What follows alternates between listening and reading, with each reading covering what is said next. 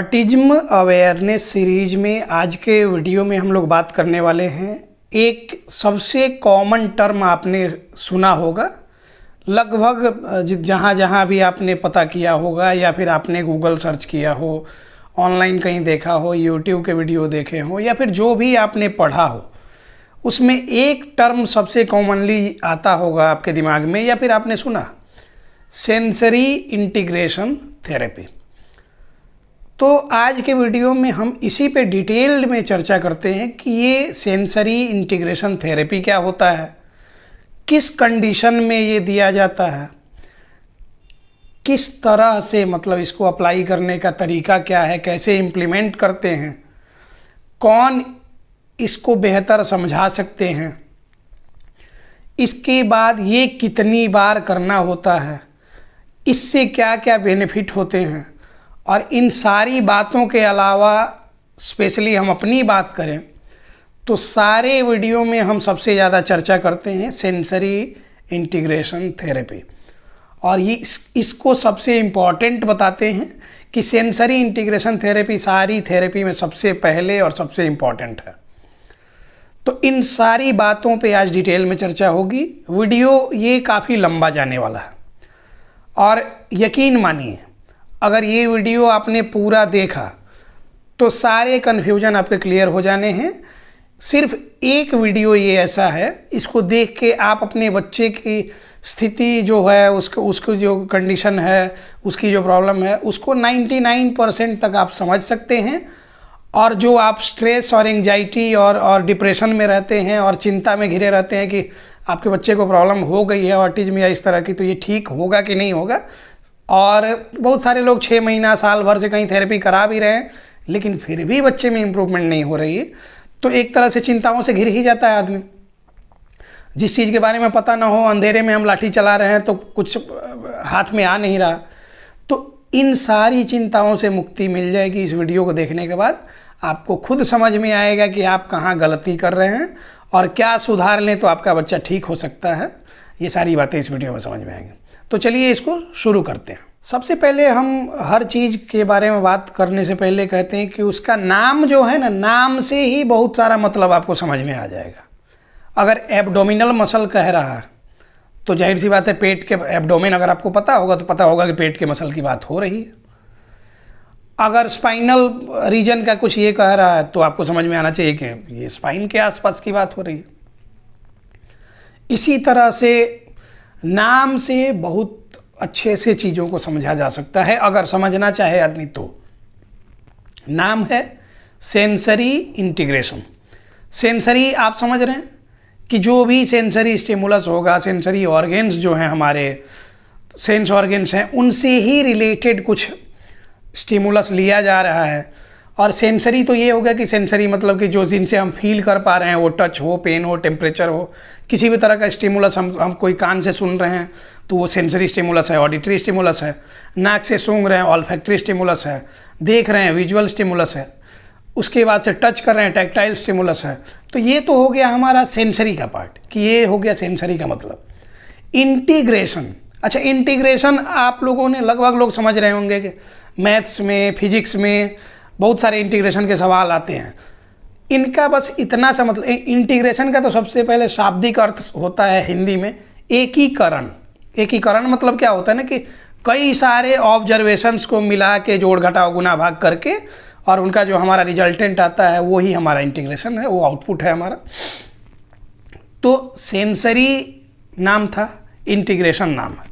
अब दोनों को मिला के सेंसरी इंटीग्रेशन बना। मतलब ये है कि जो हमारे स्पेशल सेंसेस हैं, क्या है, आँख, आई, नाक, नोज, कान, ईयर, टंग और स्किन। आँख, नाक, कान, जीभ, त्वचा। चौथा 5वां क्लास से पढ़ाया जाता है कि ये 5 ज्ञानेंद्रियां हैं हमारे। इन 5 ज्ञानेंद्रियों के थ्रू जितने भी स्टिमुलस हम बाहर से ले रहे हैं, एक्सटर्नल स्टिमुलस सारे इन्हीं से लेते हैं, यही चीज़ें हमारे ब्रेन की तरफ जाती हैं। सेंसरी स्टिमुलस हमने लिया, ये तुरंत ब्रेन को गया, वहाँ से प्रोसेस होकर मोटर स्टिमुलस में कन्वर्ट हुआ और तुरंत उसके हिसाब से हमने एक्शन किया। इसको ही बोलते हैं सेंसरी प्रोसेसिंग फंक्शन। अब जो सही से इसको नहीं कर पा रहा प्रोसेस, उसको सेंसरी प्रोसेसिंग डिजॉर्डर है। बस इतना सा है। अब ये पांचों जो स्पेशल सेंस ऑर्गन्स हैं, ये कंबाइंडली सारी चीज़ें ये कर रहे हैं और ये सही से काम कर रहे हैं, तो हमारा प्रॉपर बॉडी अवेयरनेस है। मतलब कि इसमें ही हमारा प्रोप्रियोसेप्शन भी आता है, मतलब खुद के बॉडी का अवेयरनेस। हमारा एग्जिस्टेंस क्या है, हम अपनी बॉडी के बारे में ये कर पा रहे हैं कि नहीं, प्रॉपर बैलेंस मेंटेन कर पा रहे हैं कि नहीं, कैसे खड़ा होना, कैसे ये करना, किससे कैसे मिलना, ये सारी चीज़ें बॉडी अवेयरनेस में आती हैं। तो इन 5 सेंसेस के अलावा प्रोप्रियोसेप्शंस को ऐड कर लें और इनको प्रॉपरली स्टिमुलेट करें, प्रॉपर इनको रेगुलेट करें, री एजुकेट करें, तो वो ही होता है सेंसरी इंटीग्रेशन थेरेपी। और यकीन मानिए कि अभी ये वीडियो जो हम बता रहे हैं जिस तरह से, इस तरह से आपने ना कहीं देखा होगा ना कहीं सुना होगा, क्योंकि इसके पीछे काफ़ी रिसर्च लगते हैं। प्रैक्टिकली चीज़ों को ऑब्जर्व करना होता है, बैठ के सिर्फ रिसर्च पेपर पढ़ने से और गूगल पढ़ने से नहीं होता है। इसको प्रैक्टिकली बच्चों में देखना भी पड़ता है कि किस किस तरह की प्रॉब्लम है। प्रैक्टिकली जब आप काम करते हैं तो उसका जो रियल एक्सपीरियंस जो होता है ना, प्रैक्टिकल जो एक्सपीरियंस होता है, उन चीज़ों को एक्सप्लेन करके दूसरे को समझाना, ये थोड़ा सा काफ़ी मतलब मेहनत वाला ये होता है। तो ये काफ़ी दिनों का रिसर्च और काफ़ी दिनों का ये है। ये हम बार बार आप लोगों को समझाना चाहते हैं कि केस आपका बच्चा है, प्रॉब्लम उसको है, आप खुद नहीं समझेंगे उसके बारे में ना, तो दुनिया बस आपको बहलाने के लिए बैठी हुई है। आप किसी के भरोसे 10 साल भी लेके जाएंगे अपने बच्चे को कि 10 साल तुमको दे रहे हैं, इतना पैसा भी दे रहे हैं, मुँहमंगा पैसा ले लो, इसको ठीक कर दो, वो ठीक नहीं कर पाएगा। क्यों? क्योंकि वो ज़्यादातर कंडीशंस में डिमांड बेस्ड थेरेपी चल रही है। डिमांड बेस्ड थेरेपी क्या होता है कि मैक्सिमम केसेस में तो पेरेंट्स डिमांड करते हैं कि हमारे बच्चे को स्पीच नहीं है, स्पीच थेरेपी करा दो। स्पीच थेरेपिस्ट भी पकड़ लिया कि चलो आ रहा है मुर्गा, कोई पकड़ लो, इसको क्या दिक्कत है। सही बात उसको समझ नहीं है, वो तो बैठा ही उसमें है कि हाँ कोई आएगा ग्राहक हमारे पास, ये हो जाएगा और हम उससे पैसा लेते रहेंगे, बस अपना ये करते रहेंगे। तो ये नहीं होता है, ये सही थेरेपी नहीं है, सही न्यूरो डेवलपमेंट थेरेपी ये नहीं है। बच्चे की जो प्रॉब्लम है उसके अकॉर्डिंग थेरेपी अगर की जाए, उस प्रॉब्लम के अकॉर्डिंग, ना कि पेरेंट्स और थेरेपी सेंटर्स के अकॉर्डिंग, तो प्रॉब्लम के अकॉर्डिंग किया जाए तो उसको बोलते हैं नीड बेस्ड थेरेपी। जो बच्चे की नीड है, ना कि डिमांड है। हमको मान लिया कि अभी के समय में हर किसी के पास एक फ़ोन होना चाहिए, स्मार्टफोन होना चाहिए। स्मार्टफोन 10,000 का भी होता है, 15,000 का भी होता है, 20,000 का होता है। जिसकी जितनी कैपेसिटी है उसके हिसाब से वो रखे चलता है। अगर आपकी कैपेसिटी है कि 10,000 का ही आप फ़ोन खरीद सकते हैं अपने बच्चे के लिए, मान लीजिए कि वो 10th 11th 12th जहाँ पढ़ रहा है, उसको चाहिए है कुछ सर्च करने के लिए, कुछ वीडियोज़ देखने के लिए, ऑनलाइन क्लासेस के लिए, 10,000 के फ़ोन में भी हो सकता है। तो ये होती है नीड। लेकिन वही कहे कि नहीं हमको तो चाहिए तो iPhone 15 चाहिए, उसमें भी जो जितने वेरिएंट आते हैं, टॉप मॉडल में जाना है हमको कि 15 प्रो प्लस चाहिए, प्लस प्रो चाहिए, जो भी होता है। तो ये होती है डिमांड। तो नीड है कि फ़ोन चाहिए, स्मार्टफोन चाहिए, डिमांड है कि वो चाहिए। और वो जो है डिमांड पूरा कर रहे हैं, तो ये आप सरासर गलत कर रहे हैं, ये आपको भी पता है। डिमांड पूरा नहीं करना होता है, नीड पूरी करनी होती है। तो इसलिए बच्चों में नीड बेस्ड थेरेपी कराएं, ना कि डिमांड बेस्ड थेरेपी।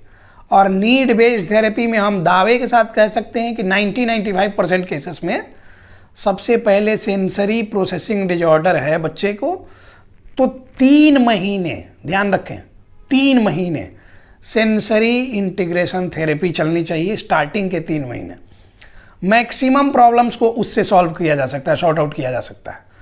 और किसी को नहीं ये हो, क्योंकि साल भर से लोग जा रहे हैं, होपलेस से हो चुके हैं, बहुत सारे लोग इतना दौड़ भाग कर लिए कि उन्होंने छोड़ ही दिया उम्मीद कि अब जो होगा भगवान भरोसे होगा। अब झाड़ फूक में लग गए, कोई कहीं कुछ ये करा रहा है, कोई अनुष्ठान करा रहा है, कोई यज्ञ करा रहा है, कोई मन्नत मांग रहा है। बहुत सारे लोग ऐसे भी हमारे पास आए। इस तरह के लोग, जितने लोग भी इस वीडियो को देख रहे हैं, आप एक बार भरोसा करें, आंख बंद करके हमारे साथ जुड़ें। हमारे ऑनलाइन, आप देश दुनिया कहीं भी बैठे हैं, हिंदी भाषी है ना, हिंदी में हम वीडियो बना रहे हैं, तो आप देश दुनिया के किसी कोने से वीडियो देख रहे हैं, हमारे साथ जुड़ेंगे, बच्चे का प्रॉपर असेसमेंट करवाएंगे। उसके बाद 3 महीने आप सेंसरी इंटीग्रेशन थेरेपी में हमारे ऑनलाइन सेशन में जुड़ेंगे, यकीन मानिए आपकी जो सोच है सारी बदल जाएगी, और उस दिन से क्या होगा कि आपकी लाइफ में सब खुशियां आएंगी, आपका बच्चा ठीक होगा। बेसिक 3 महीने के लिए हम हमेशा सेंसरी इंटीग्रेशन थेरेपी की सलाह देते हैं मैक्सिमम लोगों को। लेकिन यहाँ लोग जैसे मैंने बताया कि हर सप्ताह में कम से कम 20 लोग ऑनलाइन में हमारे आते हैं कंसल्टेशन असेसमेंट के लिए। उसमें से रेशियो अभी बढ़ा है, अभी 60-70% का रेशियो बढ़ा है, उतने लोग समझ जा रहे हैं और हमारे साथ जुड़ रहे हैं। पहले 40% to 50% हुआ करता था। 20 में से 10 लोगों को समझ में आया, 10 लोग एम्स, कोई CMC वेल्लोर, कोई गंगाराम, कोई कहीं। उन लोग को जब तक पैसा है, जब तक पूरा लुट न जाए तब तक समझ नहीं आता है, इसलिए लोग नाचते रहते हैं। और फिर उसके बाद जैसा कि कल वाले वीडियो में हमने बताया कि मैक्सिमम पेरेंट्स क्या गलती करते हैं, और जिन लोगों ने वो वीडियो नहीं देखा होगा, एंड स्क्रीन पे वो वीडियो दिया जाएगा, आप ज़रूर देखिएगा कि 4 कॉमन मिस्टेक्स जो आप करते हैं उसकी वजह से मेजर प्रॉब्लम्स आपके बच्चे में होती हैं। तो वो देख लेंगे तो आपको समझ में आ जाएगा कि आपका जो पैसा के बल पे आपको लगता है कि बच्चा ठीक हो जाएगा, तो वो नहीं ठीक होगा। उसके लिए आपको सिंसियर होना होगा, नहीं तो पैसा आपके पास है, लूटने वाले लोग बैठे हैं। बोला जाता है कि बुड़बक के, हमारे यहाँ एक कहावत है भोजपुरी में कि बुड़बक के पास धन है तो क्या होता है, होशियार खाने बिना मरेगा नहीं। मतलब कि कोई बुड़बक आदमी है, कोई नासमझ आदमी है, उसके पास ज़्यादा धन है, और कोई होशियार है, कोई थोड़ा पढ़ा लिखा ये है, उसके पास धन नहीं भी है, फिर भी वो खाने बिना मरेगा नहीं, वो आपसे ही खींचते रहेगा। अब कैसे, ये आप समझें। ये आप खुद ही लेके जा रहे हैं कि ये इतना पैसा तो ले लो और बच्चे का ये कर दो, और वो मल्टीपल थेरेपी सेशंस में भेज रहे हैं आपको कह रहे हैं कि ABA थेरेपी भी करा लो, ऑक्यूपेशनल थेरेपी भी करा लो, स्पीच थेरेपी भी करा लो, स्पेशल एजुकेशन भी करा लो, बीच में 15-20 हज़ार के महीने की दवाई भी खिलाओ, उसके बाद टाइम से काउंसलिंग कराओ, टाइम से आप असेसमेंट कराते रहो और पैसा लुटाते रहो। बच्चे में इंप्रूवमेंट कुछ मत सोचो, क्योंकि ये तो उसमें जब पूछेंगे तो ये तो सालों साल का प्रोसेस होता है। बस हो गया आपके दिमाग में बैठ गया सालों साल, तो सालों साल का प्रोसेस होता है। तो ऐसा थोड़ी है कि साल भर तक कराएंगे, बिल्कुल साल भर में इंप्रूवमेंट नहीं हुआ और साल भर बाद एकदम अचानक से लो बच्चा ठीक हो गया, ऐसा होगा? अगर ऐसा होता है तो भी समझ में आता है, ऐसा तो नहीं होगा।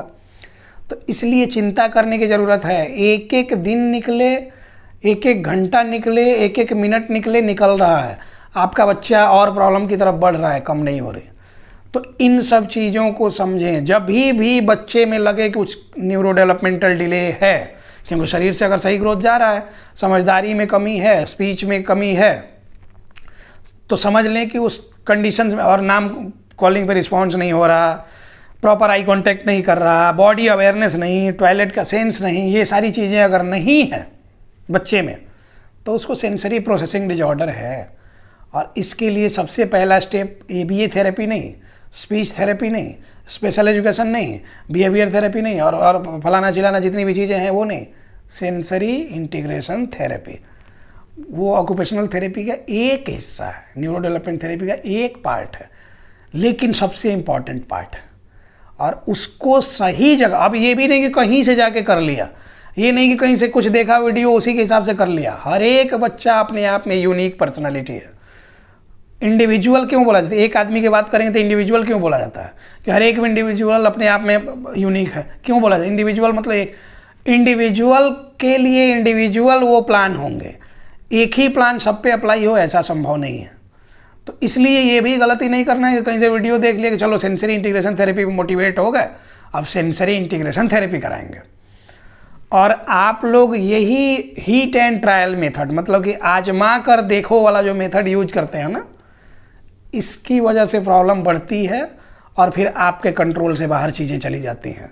और तब आप कहते हैं कि सेंसरी इशू ख़त्म नहीं हो रहा, कुछ दिन ख़त्म हुआ था फिर आ गया, फिर आएगा क्यों नहीं? आपने सही से किसी भी बीमारी की बात करें, अगर मान लीजिए कि वायरल ये हो रहा है, चलिए छोड़िए, सीजनल फीवर्स वगैरह आते हैं और उसके साथ सर्दी खांसी बुखार सब आ गया, आपको एंटीबायोटिक लेते हैं, 3 दिन 5 दिन 7 दिन का कोर्स होता है।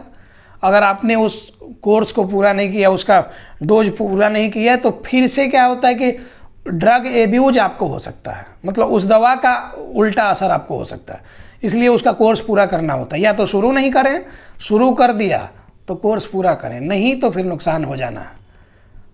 इतना तो सब लोगों को पता होगा। इसलिए या तो गलत थेरेपी शुरू नहीं करें, शुरू कर दिया तो सही जगह से सही सलाह से शुरू करें, तो फिर ये होगा।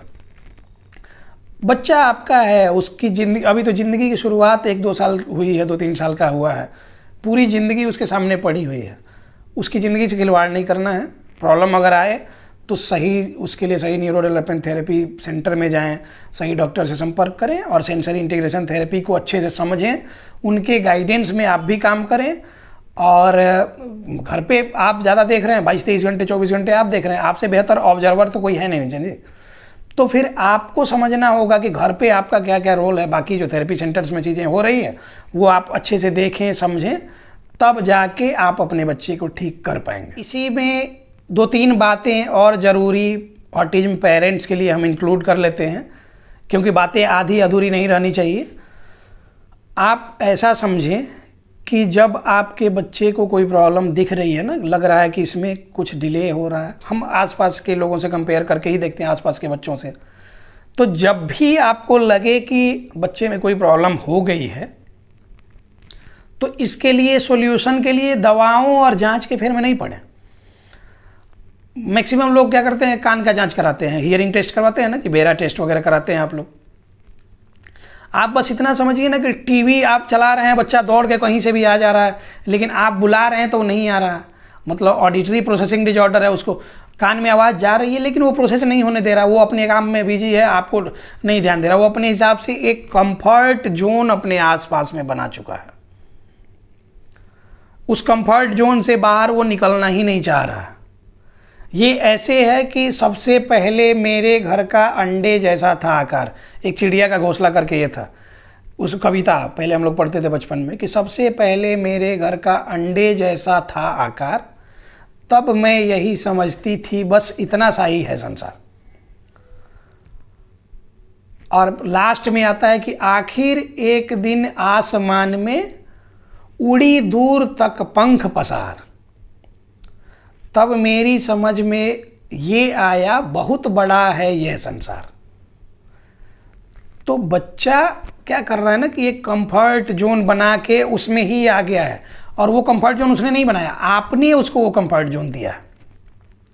जब उसको दुनिया से इंटरेक्ट करने का था, अंडे से बाहर निकलने का था, तो हमने उसी शेल में उसको रखा कि बाहर जाएगा तो नुकसान होगा, मिट्टी लग जाएगी, 10 तरह के कीटाणु, टीवी में हम देखते हैं कि 10 तरह के कीटाणु मिट्टी में होते हैं, उसके लिए हमने दिया लाइव हुआ।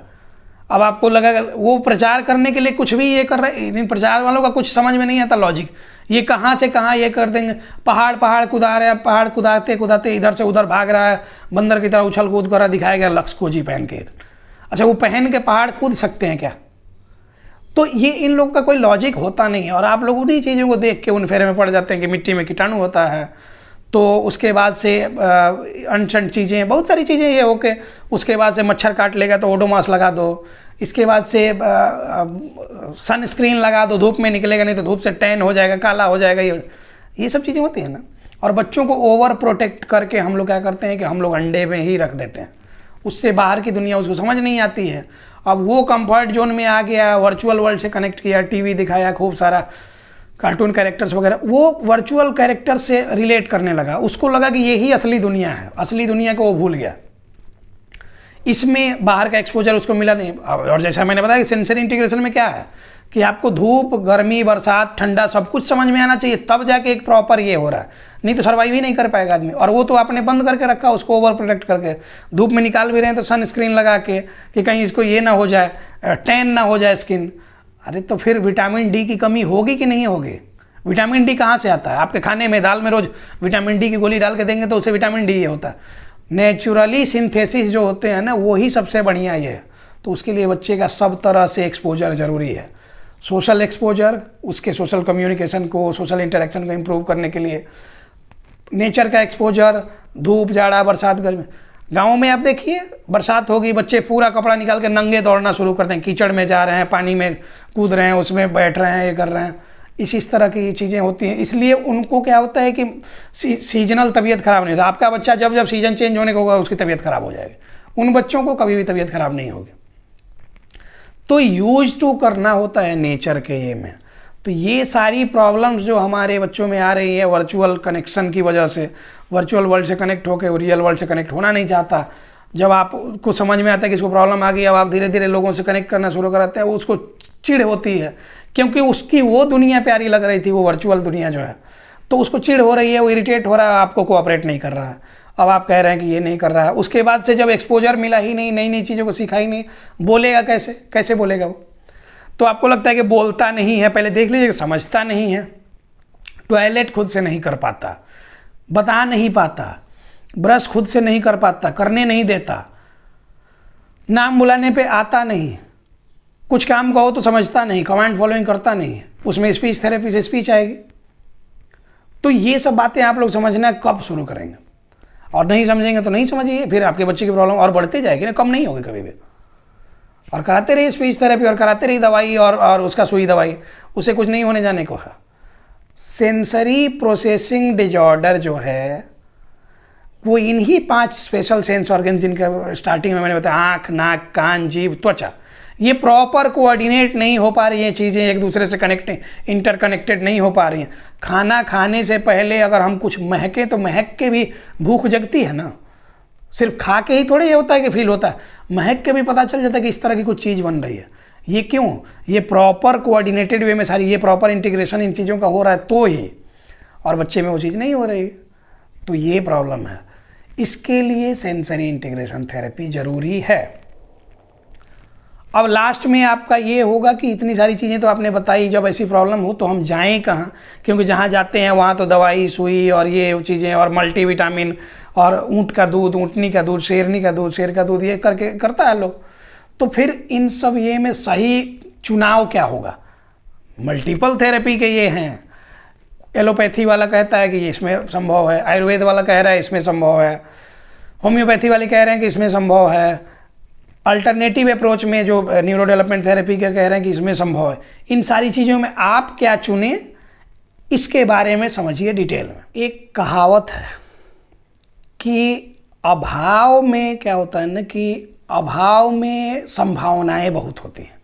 जब आदमी अभाव में रहता है ना तो बहुत सारी चीज़ें नेचुरली प्रोसेस करता, प्रैक्टिकली फील करता, उसके हिसाब से काम करता है, तो संभावनाएं बहुत सारी दिखती हैं। जब आपके पास सारी चीज़ें भरी हुई हो ना तो फिर उसमें दिमाग काम करना बंद कर देता है। एक एग्जाम्पल हम लेंगे सिंपल सा।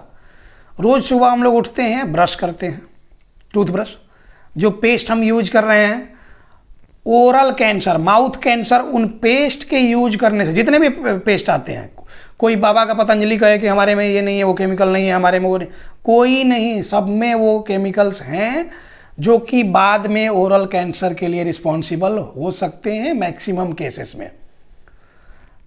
और गांव के लोग क्या करते हैं कि वो ब्रश नहीं करते हैं, ब्रश ही नहीं करते हैं, और उनको नहीं पता कि क्यों नहीं करते हैं, लेकिन वो नहीं करते हैं, वो दातुन करते हैं।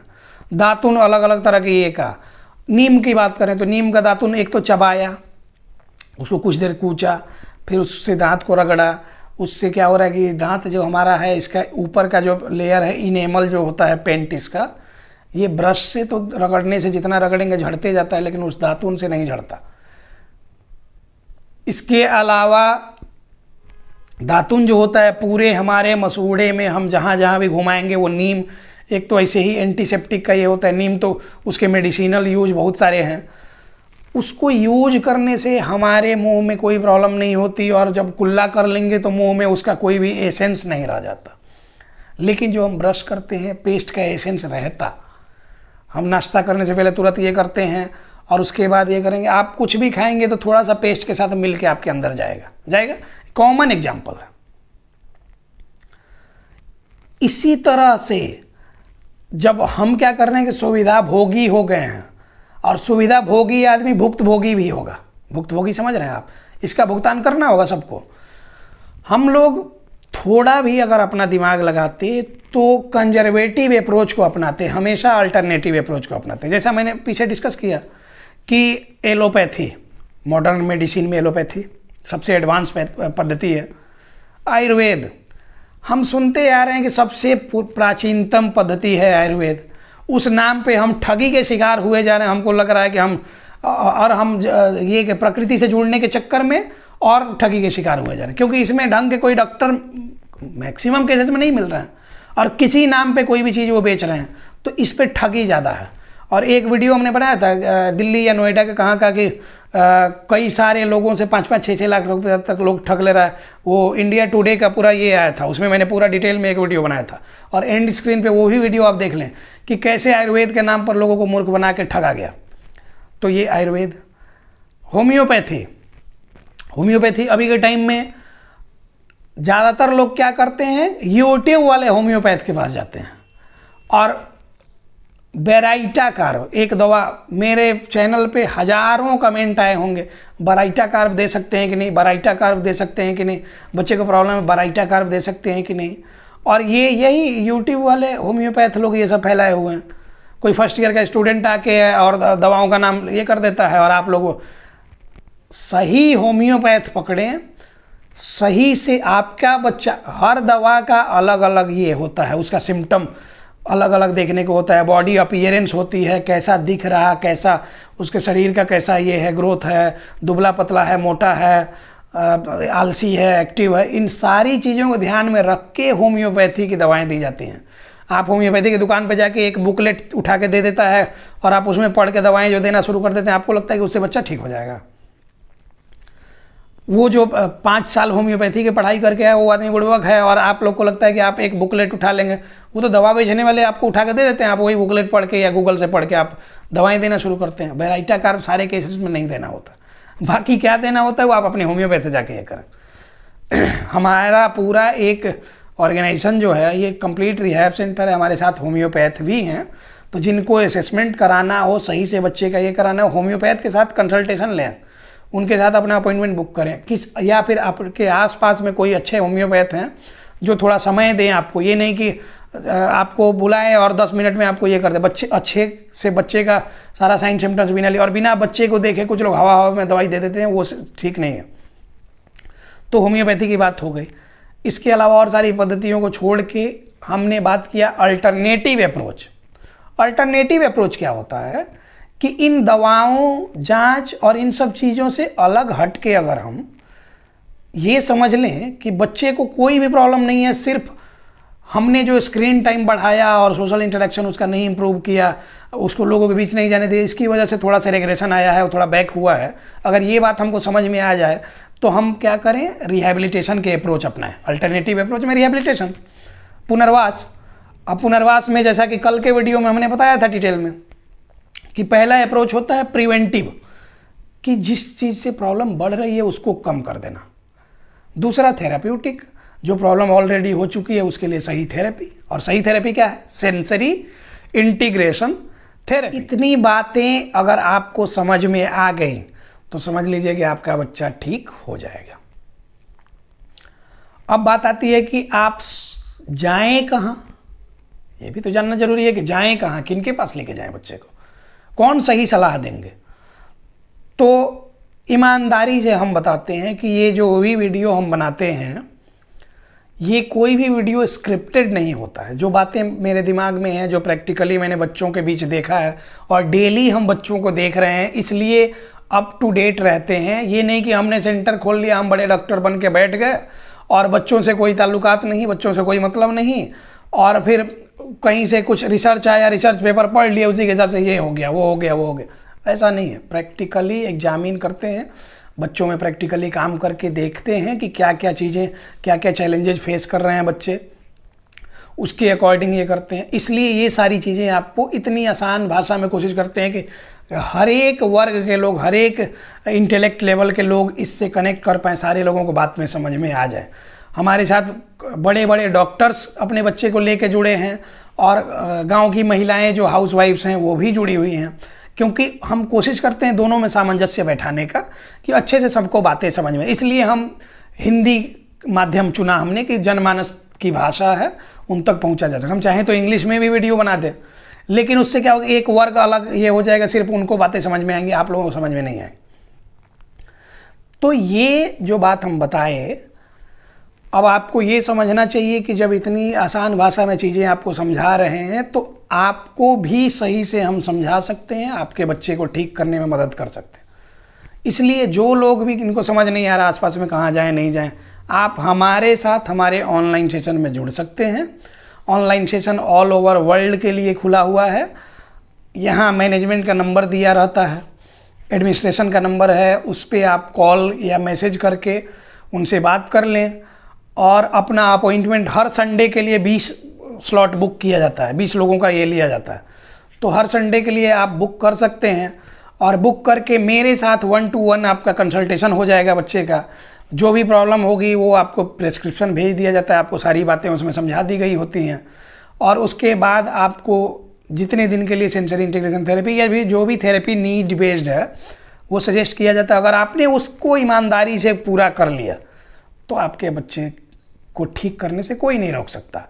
आपके बच्चे को ठीक करने से रोकता कौन है? मैक्सिमम केसेस में पेरेंट्स ही अपने बच्चे को ठीक नहीं कर पाते। बहुत सारे लोग हमारे साथ जुड़े, पहले महीने खूब ईमानदारी से काम किया, उसके बाद दूसरे महीने से कि हमको यहाँ जाना है वहाँ जाना है, रिलेटिव के यहाँ शादी है, ये है वो है, उसके बाद से हटा दिया जाता है उन लोग को, फिर नहीं मिल पाता स्लॉट। क्योंकि यहाँ पे बहुत सारे लोग उस तरह के आ रहे हैं जो नीडी हैं, उनकी मदद की जाती है। तो इसलिए तो बार बार बोलते हैं ना कि be aware, be positive. Be aware मतलब क्या? जागरूक बनिए, पॉजिटिव भी बनिए। ऑटिज्म इज क्योरेबल, ऑटिज्म ठीक हो सकता है अगर सही से बच्चे का डायग्नोसिस हो, सही से उसका मैनेजमेंट हो तो सही प्रोग्नोसिस होती है, बच्चे में सुधार होता है। उम्मीद करते हैं कि आपको सारी बात समझ में आ गई होंगी। जिस पर्पज़ से हमने वीडियो ये बनाया, हम सेटिस्फाइड हैं कि वो पर्पज़ फुलफिल होता दिख रहा है। इन्हीं सब बातों के साथ अब इस टॉपिक को क्लोज करते हैं। मिलते हैं किसी नेक्स्ट टॉपिक में। धन्यवाद।